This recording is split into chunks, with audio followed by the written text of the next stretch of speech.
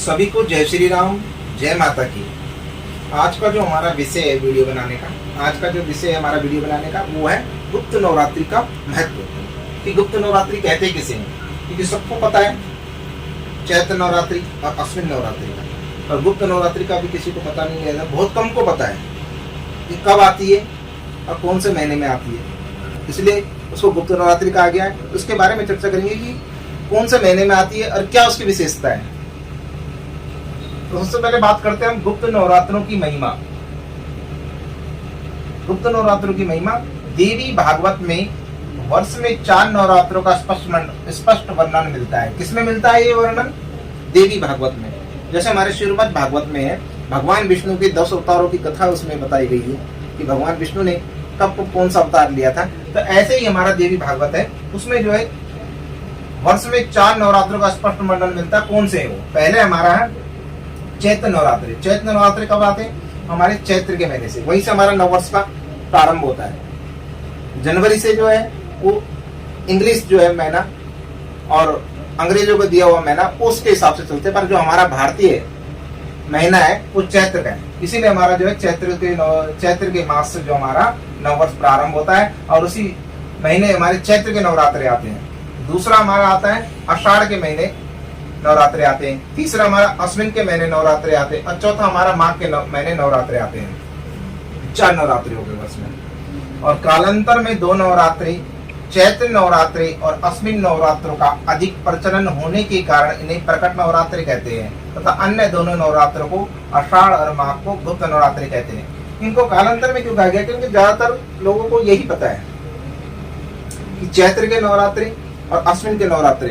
अश्विन के नवरात्र में लोग ज्यादा पूजन करते हैं, जगह जगह जो है हरियाली लगती है, माँ का पूजन होता है, जगराते वगैरह करते हैं। ये 2 नवरात्रि जो हैं आषाढ़ और माघ के नवरात्रि बहुत कम लोगों को पता है, और बहुत कम लोग जो है इसकी पूजा करते हैं इन नवरात्रों में, इसीलिए इनको गुप्त नवरात्रि कहते हैं। तो जो हमारे चैत्र और अश्विन के नवरात्र में है उसमें हम जो पूजन करते हैं माँ भगवती नव दुर्गा के स्वरूपों का पूजन करते हैं।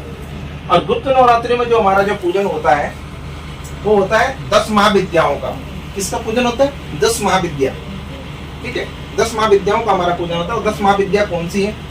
पहली हमारी काली, दूसरी हमारी माँ तारा, तीसरी है माँ छिन्नमस्ता, चौथी हमारी षोडशी माता, 5वीं हमारी भुवनेश्वरी माता, और 6ठी हमारी त्रिपुर भैरवी, 7वीं हमारी धूमावती, और 8वीं महाविद्या हमारी बगलामुखी, 9वीं महाविद्या हमारी मातंगी, और 10वीं महाविद्या हमारी कमला। तो गुप्त नवरात्रियों में इन 10 महाविद्याओं का पूजन होता है। गुप्त नवरात्रि में 10 महाविद्याओं का पूजन होता है। और गुप्त नवरात्र में जो पूजन होता है वो क्या है? तांत्रिक अनुष्ठान। कोई मंत्र सिद्ध करना है आपने, कोई मनोकामना सिद्धि के लिए कोई मंत्र करना है, किसी गुरु के संपर्क में, गुरु दीक्षा के लिए हमारे जो मंत्र होते हैं, जो गुरु के द्वारा दिए गए जो मंत्र होते हैं उनको सिद्ध करना है, तो उस गुप्त नवरात्रि में उनकी सिद्धि ज्यादा प्रश्न हो जाती है। माँ भगवती उन पर विशेष कृपा करती है।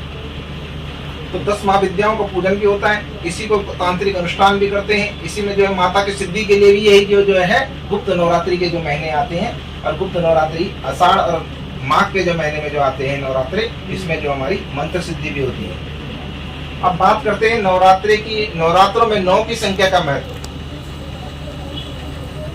नवरात्रि 9 ही क्यों होते हैं? सबसे बड़ी संख्या भी हमारी 9 है, और माता के नवरात्रि भी हमारे 9 है।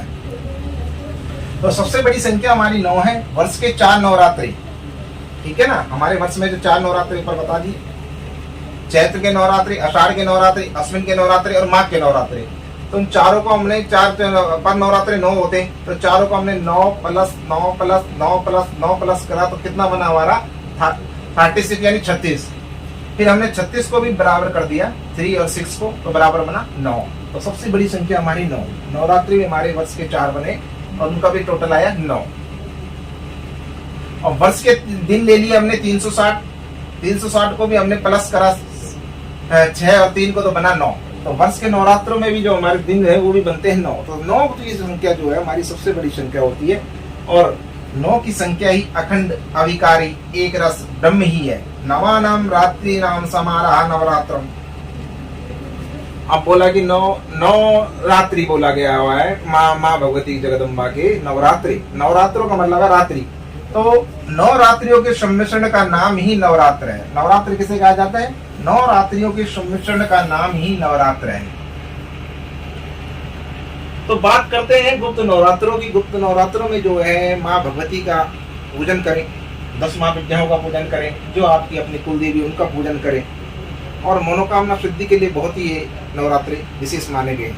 किसी के घर में धन की संपदा की कमी है, कोई पुत्र मनोकामना से मांगता है, कोई व्यापार की मनोकामना से मांगता है, कोई हर चीज हवी मनोकामना के लिए जो भी मांगता है, तो गुप्त नवरात्रों का विशेष प्रचलन इसमें माना जाता है। माँ भगवती इसमें ज्यादा सुनती है। तो इसी के साथ हमारी ये वीडियो समाप्त होता है। जय माता की, जय श्री राम।